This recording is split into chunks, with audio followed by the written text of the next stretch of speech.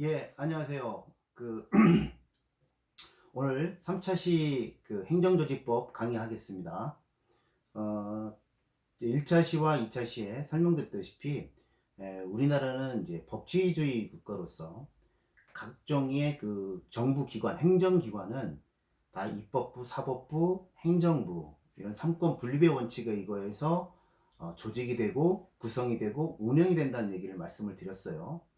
자, 오늘은 그러면 그 3권 중에서 우리 이제 헌법 체계상 입법부, 즉 국회에 대한 조직, 운영, 구성 이런 부분에 대해서 설명드리도록 하겠습니다. 음, 먼저 이제 우리 헌법 조문 늘 말씀드렸다시피 헌법의 조문을 한번 출력을 좀 하셔서 가지고 계세요. 자, 그러면 우리 헌법의 제 40조 한번 보시죠. 저번에 말씀드렸다시피 40조 제 3장에서 제 40조 입법권은 국회에 속한다 해서 모든 국가의 운영이라든가 아니면 국민의 권리와 같은 그러한 부분들에 대한 제한이나 이런 부분들은 그 기준은 국회에서 법률로 만든다. 이 얘기거든요. 그래서 그 입법권이라는 게 그 기준을 만드는 거거든요.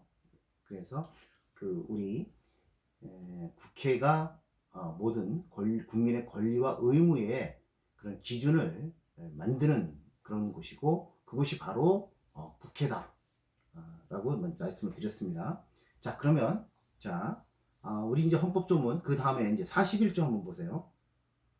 41조 국회는 국민의 보통, 평등, 직접, 비밀 선거에 의하여 선출된 국회의원으로 구성된다. 그렇습니다. 예. 그리고 국회의원의 수는 법률로 정하되 200인 이상으로 한다. 그 다음 사망 국회의원의 선거구와 비례대표제, 기타 선거에 관한 사항은 법률로 정한다. 이렇게 돼 있어요. 그래서 먼저 우리 국회는 그러면 어떤 사람들이 그런 기준을 만드느냐 하는 부분이 이제 헌법 41조에 나와 있는 거죠. 그래서 국회의원은 국민의 보통, 평등, 직접, 비밀 선거에 의해서 선출된 국회의원으로 구성된다고 돼 있습니다. 여기서 대충 보면 보통 선거는 그렇죠. 어떤 인정이나 종교 또는 재산의 많고 적음 이런 거 차별 없이 모든 국민이 모든 국민에게 그 선거권을 준다는 거죠. 그래서 사실상 지금 대부분의 자유민주주의 국가 체제에서는 보통 선거를 하고 있습니다. 아직 흑인에게 선거권 주고 차별하고 하는 나라들은 이제 극히 없죠. 대부분 이제 이 보통 선거를 시행하고 있는데 다만 이제 나이가 이제 좀 차별은 좀 있습니다. 우리 원래 이제 그 나이에 대해서 저번에 좀 말씀드렸지만 북한 같은 경우에는 헌법에 이제 17세 이상이면 다 선거권이나 피선거권을 주는데 우리나라는 헌법에 있는 게 아니라 공직선거법에 있습니다. 그동안 이제 19세였다가 작년 말에 18세까지 선거권이 확대가 됐죠. 그래서 이제 그 나이 외에는 그 사람이 어떤 종교라든가 재산의 많고 적음 이런 거 가지고는 지역이라든가 이런 거 가지고 선거권을 박탈하고 그런 것은 안 되는 겁니다. 모든 국민에게 선거권을 주는 것이 이제 보통 선거고요. 그다음 이제 평등 선거입니다. 평등 선거는 실질적으로 이제 모든 국민에게 1인 1표를 주는 게 이제 평등 선거예요. 그리고 평등 선거는 1인 1표이긴 하지만 또 그 사람이 그 행사하는 표의 가치, 등가성이 큰 차이가 없어야 돼요. 예를 들어 이따 설명드리겠지만 예를 들어 어떤 국회의원이 어디는 50만 명의 한 명을 대표하고 어디는 10만 명이 한 명을 국회의원을 뽑는다면 그 50만 명은 그 자기의 표가 이 10만 명 가운데 한 명을 뽑는 사람보다 5분의 1 가치밖에 없는 거잖아요. 그렇다면 그건 굉장히 현격하게 그 등가성에 그 문제가 있게 되는 거죠. 그래서 이제 그 1인에게 1표를 주는 거, 똑같은 한 표씩 준다는 거와 또 등가성, 자기가 대표하게 되는 그런 사람들에 대한 그 표의 가치, 이런 부분들이 큰 차이가 나지 않아야 된다는 것이 이제 평등의 선거입니다. 그 다음에 직접 선거는 대리투표 안 되죠. 본인이 직접 신분증 들고 가서 선출하게 되는 부분이고요. 그 다음에 이제 비밀 선거, 그것은 이제 자기가 누구를 투표했는지 하는 부분에 대해서 비밀이 보장이 돼야 되는 것이죠. 북한 같은 경우는 실질적으로 반대를 하게 되면, 그 대의원 선거에서 만약에 반대를 하게 되면 그 반대하는 사람을 다른 장소에 가서 찍어야 돼요. 이거 지금 북한 같은 경우는 사실 비밀 선거라고 할 수는 없습니다. 그래도 북한에 대한 선거도 뭐 말씀을 좀 드리겠지만 어찌됐든 내가 누구를 투표하는지를 보장이 돼야 되는 그런 부분입니다. 그래서 우리나라는 보통 선거, 평등 선거, 직접 선거, 비밀 선거 뭐 이런 식으로 해서 국회의원을 선출을 합니다. 자, 그래서 이제 한번 제가 공직선거법을 한번 발췌를 해봤어요. 필요한 부분들 여기 한번 여러분들도 만약에 이제 인터넷에서 공직선거법 한번 쳐보세요. 공직선거법. 자, 공직선거법은 기준을 좀 보면 여기 보시면, 자, 공직선거법 제4조에 보시면 뭐라고 되어 있느냐면, 이 법에서 선거 사무 관리의 기준이 되는 인구는 주민등록법에 따른 주민등록표에 따라 조사한 국민의 최근 인구 통계에 의한다. 이런 식으로 되어 있어. 즉, 인구는 주민등록부에 등재되어 있는 그러한 인구 통계에 의해서 선거구를 나누게 되는데, 자, 25조에 공직선거법 25조에 보시면 국회의원 지역구는 시도의 관할구역 안에서 인구, 행정구역, 지리적 여건, 교통, 생활문화권 등을 고려해서 다음 각호 기준에 의해 확정한다. 이런 식으로 되어 있어요. 그래서 국회의원 지역구 확정의 기준이 되는 인구는 선거일 전 15개월이 속하는 달에 말일 현재의 주민등록표에 따라 조사된 인구로 한다. 그래서 인구, 국회의원당 몇 명당 한 명의 국회의원을 뽑느냐 하는 그런 부분들은 결국 선거일 15개월 전에 속하는 달의 마지막에 그 인구수, 이 인구수에 따라서 그 국회의원 선거구를 획정을 합니다. 그리고 공직선거법 21조에 이제 국회의원 정수. 자, 우리 헌법 41조 2항에서 아까 국회의원 수는 법률로 정하되, 즉 국회의원이 몇 명인지는 법률로 공직선거법으로 정하라는 거예요. 근데 단 200인 이상으로 하라는 겁니다. 즉 헌법에서는 국회의원을 300명 하든 500명 하든 1000명 하든 상관없어요. 그렇지만 200명 이상은 해야 되는 겁니다. 그러니까 국회의원이 만약에 190명이다. 그것은 위헌의 문제가 따르는 거죠. 그러면 국회의 기능을 할 수가 없는 거예요. 그래서 헌법에서는 200인 이상이면 돼요. 그거는 대신 공직선거법에서 국회의원이 몇 명이냐, 이 부분은 법률로 정하라는 겁니다. 국회의원들 니들이 만드는 법률로서 정해라, 이렇게 규정하고 있습니다. 그래서 공직선거법 21조에 보시면 국회의원의 정수는 지역구 의원, 지역에서 국민투표에 의해서 지역에서 선출되는 지역구 국회의원 253명과 비례대표 국회의원, 즉 정당 투표를, 우리 선거를 할 때 요번에 여러분들 선거하셨지 않습니까? 지역에서 출마한 지역구 의원들에게 투표를 한번 하고, 그 다음에는 정당 투표를 또 하지 않습니까? 이 정당 투표, 이게 이제 비례대표인데요. 비례대표 의원은 47명을 합해서 300명으로 한다 라고 올해 1월 14일 날 법률을 개정했습니다. 그래서 우리 국회의원은 헌법에서는 국회의원은 200인 이상으로 규정이 돼 있고 그 법률로 세부적인 내용을 정하는 공직선거법에서는 지역구 국회의원 253명 그리고 비례대표 47명 이렇게 해서 300인이 우리 국회의원의 정수가 되겠습니다. 자, 다음에 제가 말씀드렸던 것이 아까 평등 선거를 좀 설명을 좀 드리다가 말았어요. 여러분, 우리 국회의원 지역구를 한번 보시면 우리 충북의 국회의원 지역구가 옛날에는 보은, 옥천, 영동 이 남부 3군이었습니다. 근데 20대, 21 요번에 국회의원 한번 보셨죠? 보은, 옥천, 영동 그리고 괴산입니다. 괴산. 이 4개에서 국회의원 1명을 대표합니다. 그래서 그때 당시에 20대 국회 선거구 획정을 할 때 괴산 구민들이 그쪽하고 보은, 옥천, 영동하고는 생활권은 더 다른데 우리가 왜 보은, 옥천, 영동과 똑같이 해서 우리를 대표하는 국회의원 1인을 뽑아야 되느냐 하는 민원이 많았어요.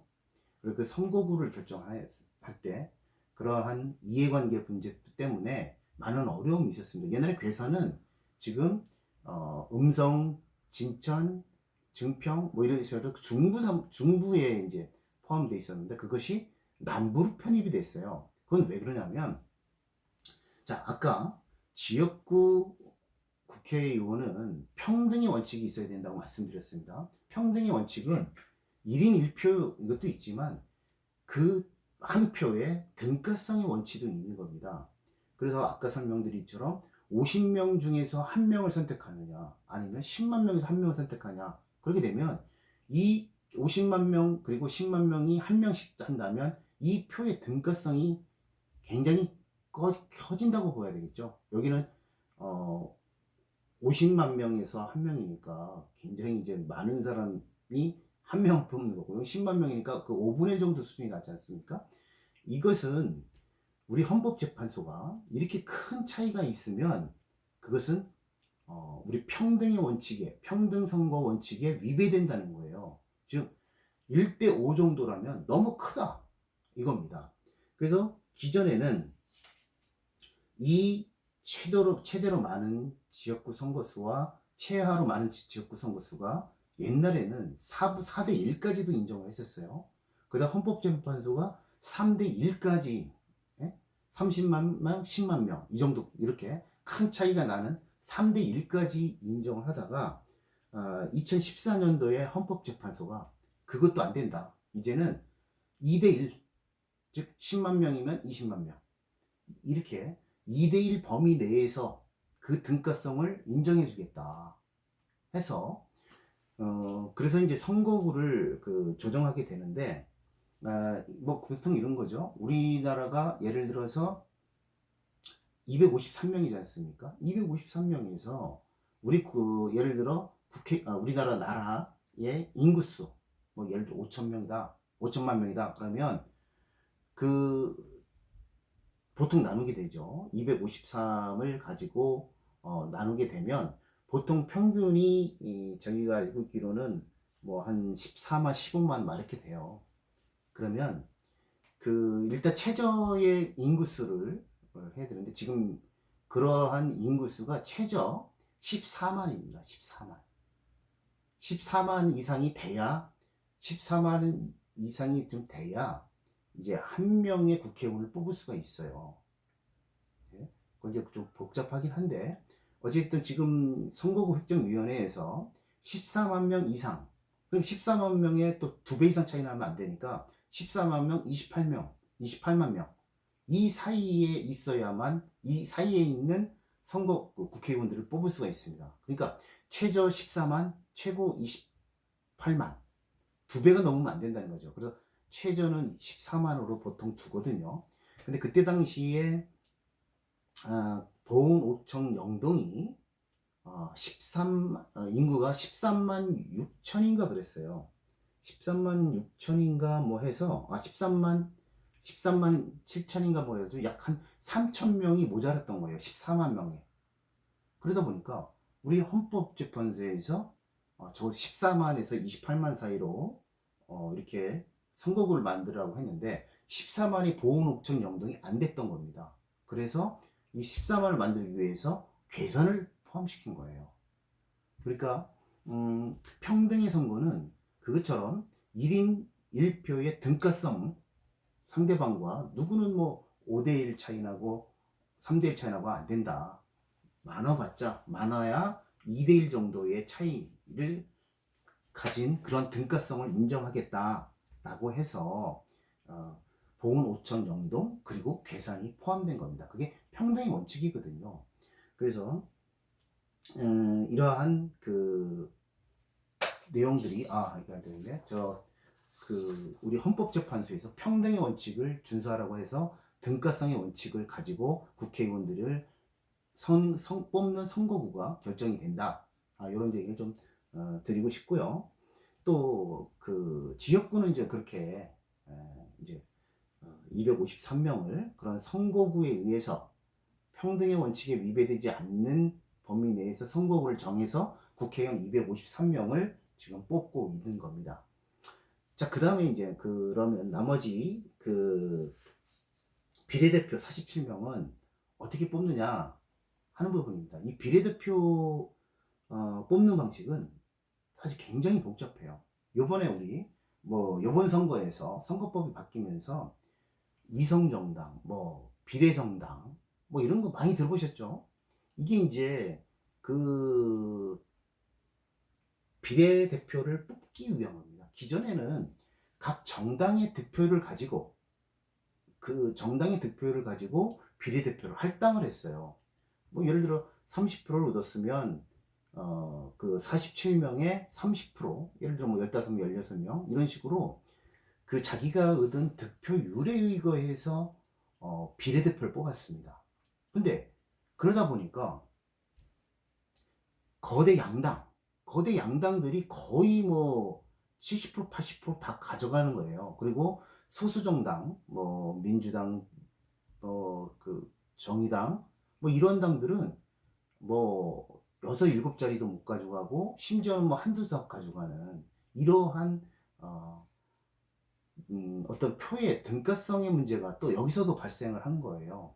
그래서 이거는 그러면 표와 연계를 해서 왜냐하면 이 정당 득표율이 10%면 전체 대비 10%를 가져가야 되는데 이 거대 양당들이 거의 지역구를 많이 먹고 또 거기에 비례대표까지 먹어가니까 예를 들어 기존의 정의당 같은 경우는 10% 이상을 얻었어도 국회의원들이 300명에 10%면 30명이지 않습니까? 10%를 얻었어도 거기 열 몇 석밖에 못 얻고, 즉 표를 받은 그만큼을 받지를 못했어요. 왜냐하면 거대 양당들이 다 가져가 버리니까.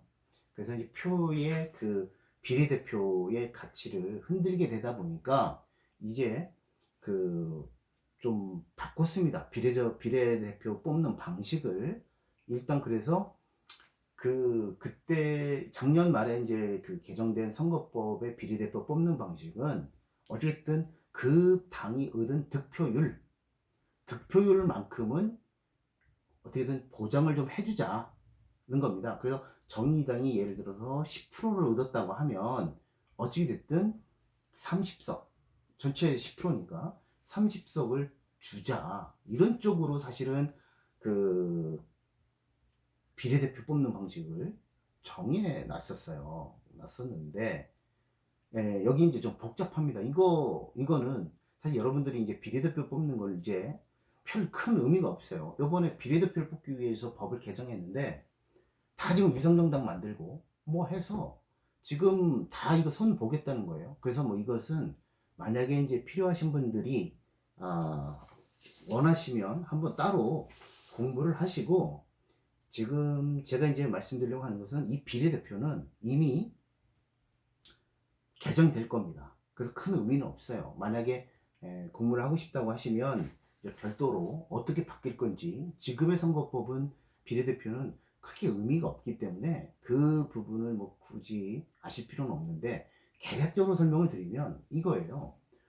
지금 어차피 이제 비례 전체 대비 30% 예를 들어 누가 이제 10%의 국회의원을 얻었다고 표를 얻었다고 하면 전체 대비 이제 30%인데 30석이지 않습니까? 30석 다 줄 수가 없으니까 일단 50석, 아니 50%를 할당합니다. 그러면 15석이죠.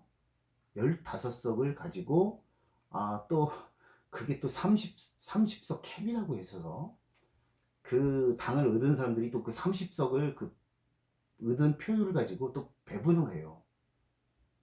그러한 연립형 비례대표가 있고 또 나머지 이제 그 30석만 가지고 하고 있고요. 나머지 17석 비례대표 17석은 또 기존에 얻은 식대로 병립형으로 또 받은 득표율대로 하게 됩니다. 요번에 선거에 뭐 보실 게 없고 선거 요번에 비례대표 할당한 것을 한번 찾아보십시오. 그러면 이게 굉장히 복잡하게 돼 있어요. 어찌됐든 30석을 가지고 그 이전에 얻은 그러한 비율을 가지고 30석을 나눠주고 나머지 또 17석은 종전과 같은 병립형, 종전과 같은 연동형이 아니라 순수하게 받은 병립형 비례대표를 하고 있고요. 30석은 연립형으로 연동해서 득표율과 연동해서 30석을 나눠주는 그런 시스템이고 나머지 17석은 그 연동이 아니라 그냥 별개로 얻은 득표율에 따라서 나눠주는 방법입니다. 이것은 한번 여러분들이 연구를 한번 해보십시오. 어쨌든 그렇게 했는데 그렇게 해서 소수 정당들에게 의석수를 좀 나눠주려고 했어요. 거대 정당들은 어차피 좀 받지를 못하게 되는 시스템이었거든요. 근데 다들 민주당도 그렇고 기존의 통합당도 그렇고 다 위성정당을 만들었어요. 그래서 이 통합당은 아예 비례대표를 안 냈죠. 그리고서는 자기네들의 미래한국당인가요? 예, 거기에 위성정당을 만들었고 민주당도 뭐예요? 이름 생각 안 나는데 그 민주당의 그 위성정당을 만들어 가지고 각자 여기서 다 그 득표를 하다 보니까 정작 정의당이나 뭐 이런 데는 뭐 6석인가요? 요건 그렇고 또 민생당이나 이런데 뭐 소수 정당들은 하나도 못 받았잖아요. 그처럼 선거법이 이번에는 이제 거의 편법으로 운영되다 보니까 소수 정당들이 거의 오히려 종전보다도 더 못한 결과를 가져왔습니다. 그래서 이거에 대해서는 여야가 다 선거법을 개정할 수밖에 없는 거고 이 부분에 대해서는 비례대표는 문제가 굉장히 많았던 그러한 선거법 개정이었습니다. 어찌됐든 결과적으로 그렇게 됐어요. 그래서 국회의원들은 어찌됐든 이제 지역에서 뽑는 253석과 그렇게 비례대표, 즉 정당에 투표를 해서 선출되는 47명, 이 두 개를 합쳐서 300명이 국회를 구성하게 됩니다. 뭐 이 부분들에 대해서 좀 더 살펴보시고요. 자, 그 다음에 이제 우리 우리 헌법 42조 한번 보시면 국회의원의 임기는 4년으로 이렇게 돼 있습니다. 그리고 나머지는 이제 뭐 조직과 관련된 문제는 아닌데 어쨌든 이제 그 국회의원의 직무를 좀 보시면 먼저 이제 국회의원의 우리나라 특권이 있습니다. 특권 44조 한번 보시죠. 우리나라의 국회의원의 특권은 44조. 국회의원은 현행범인 경우를 제외하고는 현행범인 경우 제외하고요. 회기 중 국회의 동의 없이 체포 또는 구금되지 않습니다. 그래서 현행범은 그대로 체포 구금할 수가 있는데 현행범이 아니라면 국회의 동의 없이는 체포 또는 구금되지 않습니다. 그래서 이거 불체포 특권이라고 해요. 불체포 특권. 그 다음에 이제 이항 국회의원이 회기 전에 체포 또는 구금된 때는 현행범이 아닌 한 국회의 요구가 있으면 회기 중 석방된다. 예. 뭐 이것도 이제 어찌됐든 불체포 특권의 내용이죠. 44조 불체포 특권이고요. 이제 45조 국회의원은 국회에서 직무상 행한 발언과 표결에 관하여 국회 외에서 책임을 지지 아니한다. 그렇습니다. 국회의원은 이게 이제 면책특권이라는 겁니다. 면책특권. 자기는 국회에서요. 국회에서 직무상 행한 그런 발언과 표결에 대해서는 책임을 지지 않습니다. 그래서 뭐 기존에도 어떤 뭐 국회의원들이 어떤 뭐 엑스파일이라든가 뭐 이런 거 막 보도하고 막 그러지 않습니까? 근데 그런 것은 면책특권이 적용돼요. 그러나 이제 국회 밖에서 자기 어떤 게시판에 올리거나 하는 부분들은 만약에 그런 부분들이 허위라고 하면 그거에 대해서는 책임을 져야 되는 거죠. 그거는. 그래서 이 국회의원들이 국회 안에서 발언할 때는 뭐 자기가 면책특권 책임을 안 지니까 뭐 검증이 안 돼. 뭐 그러한 그 사실들도 많이 폭로를 합니다. 뭐 그전에도 뭐 그런 뭐 강용석 의원 같은 경우는 뭐 박원순 의원 아들이 뭐 병역을이 뭐 이런 거 주장했지만 그거 뭐 국회에서 한 발언이잖아요. 그런 거 면책특권 다 적용됩니다. 그거에 대해서 뭐 명예훼손죄라든가 뭐 아니면 뭐 손해배상 뭐 이런 것들은 안 됩니다. 그거는 면책특권이 되는 거거든요. 그래서 국회의원들한테는 그 특권이 있습니다. 불체포 특권 그리고 면책특권 이런 부분들이 있다. 이런 것을 설명드렸고요. 자, 국회의원의 역할입니다. 국회의원은 그럼 뭘 하는 사람들이냐 하는 부분인데요. 맨 먼저 자, 국회의원의 제일 큰 업무가 있습니다. 자, 52조 53조 한번 보세요. 52조, 53조. 자, 52조. 국회의원은 당연히 법률안을 제출할 수 있는 겁니다. 법률안 제출권. 즉, 모든 국민의 권리와 의무의 기준을 마련하는 그러한 법률을 마련하는 이게 국회의원의 제일 큰 일이죠. 법률 만드는 거. 자, 그 다음에 53조. 이렇게 만든 국회에서 의결된 법률안은 정부에 이송돼서 대통령이 공포하게 되어 있습니다. 이것은 뭐 나중에 대통령 때 또 보도록 이렇게 하겠습니다. 그래서 국회의원의 그 역할은 법률안 제정이 51조, 52조에서 주어지고 있습니다. 제일 큰 그러한 업무입니다. 그 다음에 54조 한번 보세요. 여기 지금 다 국회의원들의 업무입니다. 역할. 54조 국회는 국가의 예산안을 심의 확정합니다. 네, 가장 또 큰 일이죠. 그래서 정부가 짠 예산안에 대해서 그 부분을 심의하고 또 의결을 합니다. 그래서 국회에서 의결되지 않으면 정부는 집행할 수가 없으니까. 그래서 가장 큰 업무 중에 하나로 이렇게 볼 수가 있습니다. 그 다음에 그 다음에 쭉 내려가서요. 국회 61조 국회는 국정을 감사하거나 특정한 국정 사안에 대하여 조사할 수 있으며 이게 이제 국정조사권이죠. 그리고 이에 필요한 서류의 제출 또는 증인의 출석과 증언이나 의견의 진술을 요구할 수 있다. 국정감사 및 국정조사에 관한 절차, 기타 필요한 사항은 법률로 정한다. 즉 국회는 정부를 감시하는 그런 기능이 있습니다. 그래서 국회의원의 그 특정한 사항에 대해서 국회 제적 4분의 1 이상이 요구하면 국정조사가 가능하도록 이렇게 돼 있습니다. 그래서 국회의원들은 뭐 어떤 국정조사에서 많은 부분들을 조사를 증인들도 채택해서 국가의 어떤 현안 사항에 대해서 조사를 하고 또 감사권도 행사하는 그러한 시스템이 되어 있습니다. 그 다음에 자 63조 국회는 말씀드렸듯이 국회는 행정부를 견제하는 겁니다. 견제하는 거기 때문에 만약에 이제 63조 국무총리, 국무위원 또는 정부위원은 국회나 그 위원회에 출석하여 국정 처리 상황을 보고하거나 의견을 진술하고 질문에 응답할 수 있다. 62조. 62조가 그거고요. 이건 참 행정부에서 말씀드릴 사항이고 63조 잠깐 보세요.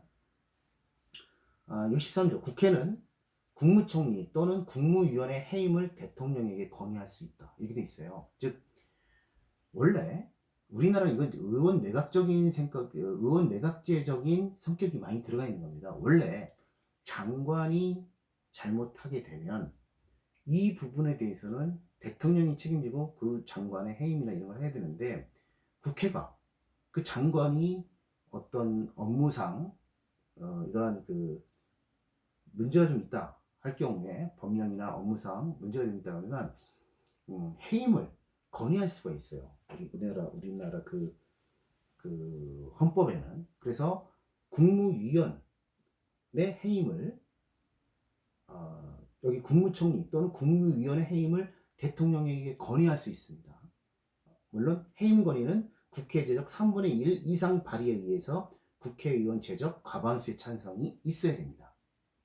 그래서 행정부의 잘못된 일단 대통령을 해임할 수는 없으니까 그 업무를 집행함에 있어서 크게 문제가 있다고 생각되는 국무총리나 국무위원, 대부분 장관들이 국무위원들에 대해서 해임 건의를 요구할 수 있습니다. 그래서 이건 이제 입법부가 행정부를 견제하는 그러한 좀 돼 있습니다. 그런데 해임을 건의할 수 있는 거잖아요. 그죠? 해임을 건의할 수 있는 거기 때문에 이게 뭐 대통령이 해임을 건의했는데 안 받아줘도 상관이 없습니다. 뭐 몇 번 있죠. 예. 해임 건의가 통과됐는데도 불구하고 대통령이 무시할 수 있습니다. 대통령이 정치적 책임을 본인이 지는 거죠. 그래서 기존에도 뭐 통과된 옛날에 김재수 농림부 장관인가 통과됐었어요. 근데 박근혜 대통령 때인가 해임 결의가 통과됐어도 해임하지 않았습니다. 뭐 그것처럼 국회에서 해임 건의를 하더라도 대통령이 안 받아줄 수 있는 겁니다. 단순 건의입니다. 그거에 대해서는 대통령이 이제 정치적 책임은 져야 되겠죠. 그런 부분이고, 그리고 또 여기에 국무총리 또는 국무위원회예요. 그래서 국무위원이 아닌 예를 들어 보훈처장, 여기 같은 경우는 그 국무위원이 아니거든요. 국무위원회의 위원이 아니거든요. 나중에 설명드리겠습니다. 국무위원이 아니기 때문에 국무위원이 아닌 사람들은 해임 건의를 할 수가 없습니다. 국무위원이 아닌 사람들은. 그래서 그 국무위원과 국무총리만이 해임 대상이고 대통령은 또 그거에 구애받지 않습니다. 그처럼 국회의원이 또 이런 해임 건의를 할 수가 있고요. 정부의 견제 차원인 것이죠. 그 다음에 65조 보세요. 또 국회의원이 또 어떤 일을 할 수 있냐면 탄핵소추까지 할 수 있습니다. 탄핵소추요. 65조 1항 대통령, 국무총리, 국무위원, 행정각부의 장, 헌법재판소 재판관, 법관, 중앙선거관리위원회 위원, 감사원장, 감사위원, 기타 법률이 정한 공무원이 그 직무상에 있어서 직무를 수행함에 있어서 헌법이나 법률을 위반할 때에는 국회는 탄핵의 소추를 의결할 수 있다. 이렇게 되어 있습니다. 대통령까지 탄핵을 다 소추, 즉 기소하는 거죠. 네, 소추할 수 있다고 되어 있습니다. 탄핵은 결국 나중에 누가 결정하느냐? 헌법재판소가 결정하지만 일단은 그것을 헌법재판소에 올리는 거, 이걸 이제 소추라고 하는데, 이 소추를 할 수 있는 게 이제 국회입니다. 그래서 탄핵 됐지 않습니까? 박근혜 대통령 같은 그런 사례처럼 대통령에 대해서도 탄핵을 할 수가 있어요. 그래서 유일하게 원래는 이제 대통령은 국민이 뽑았습니다. 따라서 국민 외에는 사실 끌어낼 수가 없는데 그것을 할 수 있는 유일한 게 탄핵입니다. 탄핵. 이 탄핵은 결국 국회가 소출하고 헌법재판소가 어떤 그 헌법이나 법률에 위배한 사항이 있는지를 보고 헌법재판소가 최종적으로 결정을 하는 사항입니다. 그건 나중에 또 그 대통령하고 행정각부에 나올 때 또 이 내용들은 또 설명이 될 겁니다. 왜냐면 그때의 그 중요한 내용이기 때문에 이 탄핵소추 이 부분입니다. 그래서 국회의원들은 어찌게 됐든 이제 법률안을 만들고 또 예산안을 심의하고 심의 의결하고 그 다음에 행정부를 견제하기 위해서 국정조사, 국정감사, 그 다음에 해임 건의, 그 다음에 탄핵 소추 이러한 역할들을 하고 있다는 겁니다. 이 내용들은 우리 헌법 조문에 대부분이 나와 있는 조문이에요. 조문이니까 여러분들이 헌법을 다시 한번 보시고 헌법을 가지고 한 번 더 이렇게 공부를 해보셨으면 좋겠습니다. 자, 이제 그러면 국회는 어떻게 구성이 되느냐? 국회는 어떻게 되느냐? 자, 우리 헌법 48절 한번 보세요. 국회는 의장 1인과 부의장 2인을 선출한다. 이렇게 돼 있어요. 헌법에 돼 있죠, 헌법에 돼 있습니다. 그러면서 말씀드렸죠. 국회에 대해서는 국회법이 만들어져 있다고 말씀드렸습니다. 국회에 대한 내부 규율이라든가 그 내용이 어디 있죠? 저번 주에 살펴봤던 내부 규율이나 뭐 이런 것 때문에 그것을 대부분 이제 법률로 정하게 돼 있는데 그것이 바로 국회법입니다. 국회법에 국회 조직에 대해서 규정이 되어 있어요. 그래서 한번 여러분들 국회법 한번 국회법 한번 들어가 보십시오. 국회법을 보시고서 한번 보시면 국회법 여기는 안 돼 있는데 국회법 제1조에 보면 이 법은 국회 조직, 의회에 관한 사항, 그 밖에 필요한 사항을 규정함으로써 국민의 대외기관인 국회의 민주적이고 효율적인 운영에 기여함을 목적으로 해서 국회법이 제정이 됐습니다. 그래서 국회에 대한 조직 그리고 의사 운영 뭐 이런 부분들에 대해서 국회법에서 규정을 하고 있습니다. 국회법 찾아보십시오. 그러면서 이 국회법 여기에 보면 뭐 지금 국회의원은 제2조에 한번 보십시오. 중앙선거관리위원회 위원장은 국회의원 당선인이 결정된 때에는 그 명단을 즉시 국회에 통지하여야 한다. 그리고 국회의원 당선인은 당선인으로 결정된 후 당선 증서를 국회 사무처에 제시하고 등록해야 한다. 이러면서 이제 국회에 이제 운영을 하게 되는 겁니다. 되는 건데, 자 여기서 제3장 국회 기관과 경비 이게 있습니다. 자 구조 한번 보세요. 국회법에서 명시를 좀 해놨는데, 자 명시를 좀 해놨습니다. 다음 장인가요?